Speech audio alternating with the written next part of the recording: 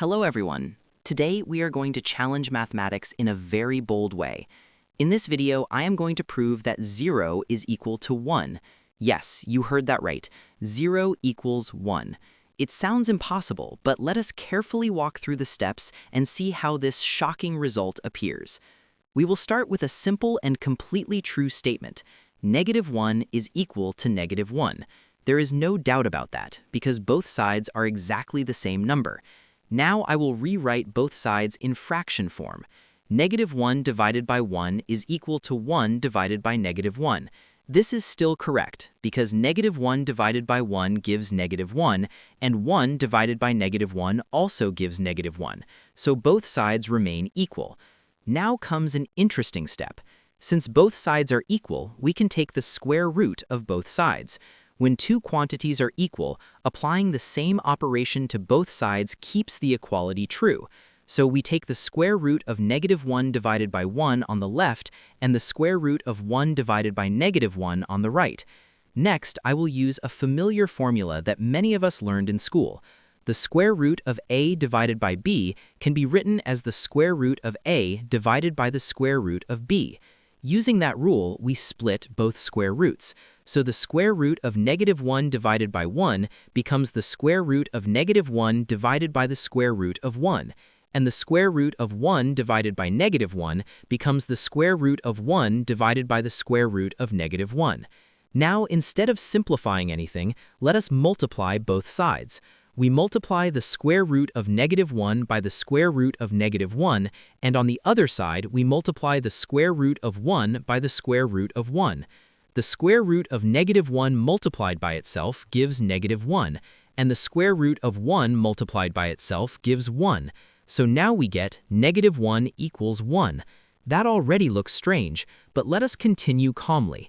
If -1 equals 1, then we can add 3 to both sides. On the left, -1 plus 3 gives 2. On the right, 1 plus 3 gives 4. So we get 2 equals 4. If we divide both sides by 2, we get 1 equals 2.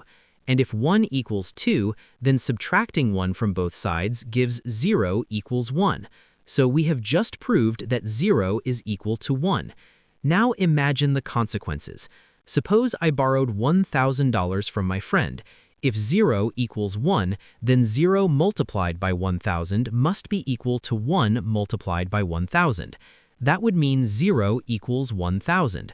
So I could return $0 and claim that I have already returned $1,000. Sounds amazing, right? But before you get too excited, I want you to pause the video right now and think carefully. Somewhere in our steps, we made a mistake.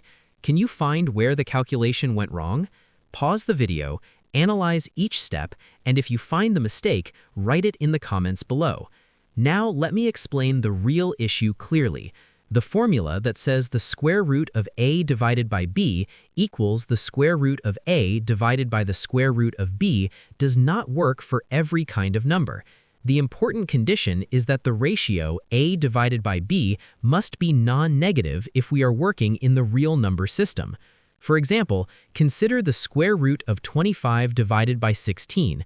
Since 25 divided by 16 is positive, we can safely apply the formula. The square root of 25 divided by 16 becomes the square root of 25 divided by the square root of 16, which gives 5 divided by 4. That is perfectly valid. Now consider the square root of -25 divided by -16. If we simplify the fraction first, -25 divided by -16 becomes +25 divided by 16, so the overall ratio is positive. In that case, we can again apply the formula safely and get 5 divided by 4. But now look at the square root of -25 divided by 16. The ratio is negative.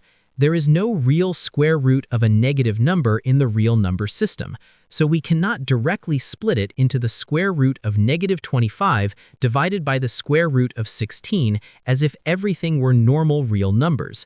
The same problem happens with the square root of 25 divided by -16. The ratio is again negative, so the rule cannot be applied in the real number system. In our fake proof, we applied the splitting rule without checking this condition properly. We worked with -1 inside the square root and treated it as if the standard real number rule always applied. That hidden misuse of the formula is what created the false conclusion that -1 equals 1 and eventually that 0 equals 1. So mathematics is still safe. 0 is not equal to 1, and unfortunately, I still have to return the full $1,000 to my friend. If you enjoyed this mind-blowing mathematical illusion, do not forget to like this video, comment your thoughts, share it with your friends, and subscribe to the channel for more interesting math challenges. See you in the next video.